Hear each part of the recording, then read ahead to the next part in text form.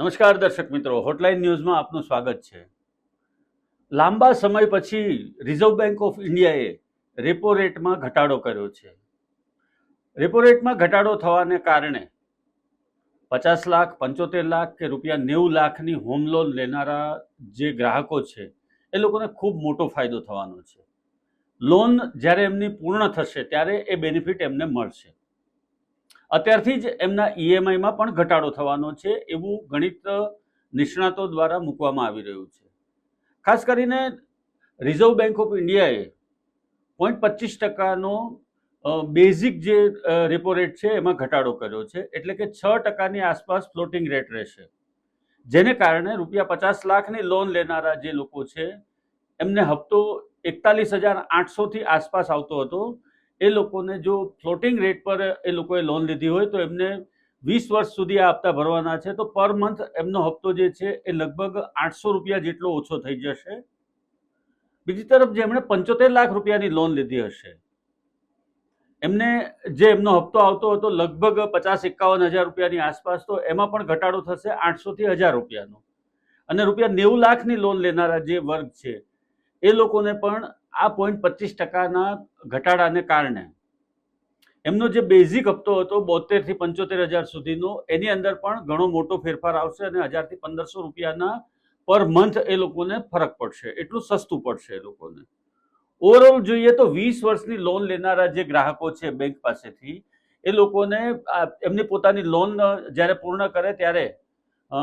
જે લોકોએ 50 લાખ રૂપિયાની લોન લીધી હશે એ લોકોને 1,86,000થી વધારેનો ફાયદો થવાની સંભાવના છે આ ગણતરીએ। જ્યારે 75 લાખની લોન લીધી હશે એ લોકોને 2.25 લાખથી 2.5 લાખ રૂપિયાની વચ્ચેનો ફાયદો થશે। જ્યારે રૂપિયા 90 લાખની લોન જેમણે પણ ફ્લોટિંગ રેટ પર લીધી હશે તો એ લોકોને જે બેનિફિટ છે એ લગભગ 3 લાખથી 4 લાખની વચ્ચે રહેવાની સંભાવના છે। મિત્રો, રિઝર્વ બેંક દ્વારા ઘણા લાંબા સમયથી રેપો રેટને જાળવી રાખવામાં આવ્યો હતો, એટલે કે સ્થિર રાખવામાં આવ્યો હતો। ઘણા લાંબા સમય સુધી 6.25%ની આસપાસ જ એ રેપો રેટ હતો એને જાળવી રાખવામાં આવ્યો હતો, અને એનું મુખ્ય કારણ એ હતું કે આપણું જીડીપી અને જે બેંકોના જે વ્યાજ દર છે એ લોકોની જે એક નીતિમત્તા છે અને એ જે એક ફ્લોટિંગ રીતે ચાલ્યા કરે છે એ જ રીતે ચાલતા રહે, એના માટે આ નિર્ણય લેવામાં આવ્યો હતો। પરંતુ છેલ્લા 3 માસની અંદર દેશની અંદર જે જીડીપી ઉપરની ઇફેક્ટ છે, થોડો ફુગાવાનો વધારો છે, એની સાથે સાથે રિયલ એસ્ટેટ સેક્ટર જે છે એમાં પણ થોડો સ્લો ડાઉન જોવા મળી રહ્યો છે। તમામ પાસાઓનું નેશનલ અને ઇન્ટરનેશનલ માર્કેટનો અભ્યાસ કર્યા પછી રિઝર્વ બેંક ઓફ ઇન્ડિયાએ આ નિર્ણય લીધો છે, અને આ નિર્ણયને કારણે મધ્યમ વર્ગ અને ઉચ્ચ મધ્યમ વર્ગ કે જે લોકોએ પોતાના મકાનો લોન પર લીધા છે અને મોટી અમાઉન્ટની લોન લીધેલી છે એ લોકોને આ બેનિફિટ મળવાનો છે। નિષ્ણાતો એવું પણ જણાવી રહ્યા છે કે જે પ્રમાણે આરબીઆઈની નીતિ છે અને જે પ્રમાણે હાલમાં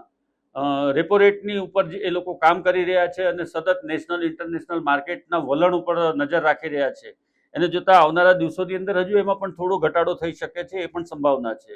બીજી તરફ એક વર્ગ એવો પણ છે કે એવું માને છે કે શરૂઆતના સમયમાં ત્રિમાસિક ગાળામાં આ ઘટાડો કર્યા પછી 6 મહિના પછી કે 8 મહિના પછી જ્યારે પણ આની રિવ્યૂ કરવામાં આવશે અને રિવ્યૂમાં જો એમને અંદાજ પ્રમાણેના પરિણામો જોવા નહીં મળે તો એમાં થોડો ઘણો વધારો પણ થઈ શકે છે, અને 0.25%ની આસપાસનો જ વધારો હોઈ શકે છે। એટલે રેપો રેટના વધારા ઘટાડાથી સીધી અસર તમારી લોન ઉપર પડે છે, તમારી બેંક લોન ઉપર પડે છે, તમારી હોમ લોન ઉપર પડે છે। સૌથી મહત્વનું એ છે કે આગામી દિવસોમાં દેશમાં અને વિદેશમાં એટલે નેશનલ અને ઇન્ટરનેશનલ માર્કેટની અંદર કઈ પ્રમાણેનું વલણ રહે છે, કઈ પ્રમાણે ટ્રમ્પના ટેરિફની અસર રહે છે, અને ખાસ કરીને રિયલ એસ્ટેટ માર્કેટ જ્યારે સ્લો ડાઉન તરફ જઈ રહ્યું છે, ધીમે ધીમે કારોબાર ઘટી રહ્યો છે રિયલ એસ્ટેટનો, મેગા સિટીની અંદર કે મેટ્રો સિટીની અંદર પણ આ જ પરિસ્થિતિ જોવા મળી રહી છે। બનેલા મકાનો પડેલા છે પરંતુ કોઈ ખરીદવાલ નથી। સુરત શહેરથી માંડીને અમદાવાદથી માંડીને તમામ મેગા સિટીની અંદર આ પરિસ્થિતિ છે। આવા સંજોગોની અંદર જ્યારે રેપો રેટમાં ઘટાડો કરવામાં આવ્યો છે એને કારણે હોમ લોન સસ્તી થશે, અને હોમ લોન સસ્તી થવાને કારણે જે લોકો કેલ્ક્યુલેશન કરતા હોય છે અને જે કેલ્ક્યુલેટ કરી અને પછી રિસ્ક લેવામાં માનતા હોય છે એવા લોકો રિયલ એસ્ટેટ તરફ રોકાણ કરશે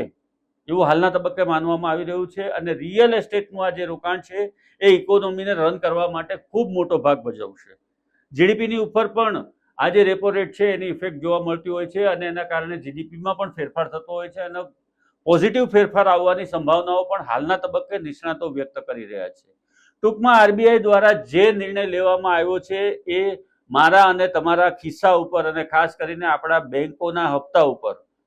સારી એવી પોઝિટિવ અસર કરશે અને જે મધ્યમ વર્ગના માણસો કે ઉચ્ચ મધ્યમ વર્ગના માણસો છે એ લોકોને માટે એમનો જે હપ્તો છે મંથલી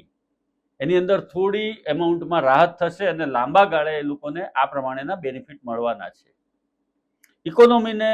મજબૂતીથી આગળ વધારવા માટે આરબીઆઈ દ્વારા વારંવાર રેપો રેટની સમીક્ષા કરવામાં આવે છે અને આ તમામ પાસાઓનો અભ્યાસ કર્યા પછી એ લોકો નિર્ણય લેતા હોય છે અને દેશના નામાંકિત અર્થશાસ્ત્રીઓથી માંડી અને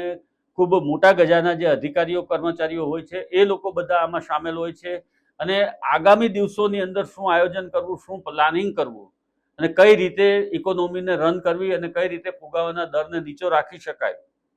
એ તમામ પાસાઓનો અભ્યાસ કર્યા પછી આ લોકો નિર્ણય લેતા હોય છે. એટલે આ વખતેનો જે નિર્ણય છે એ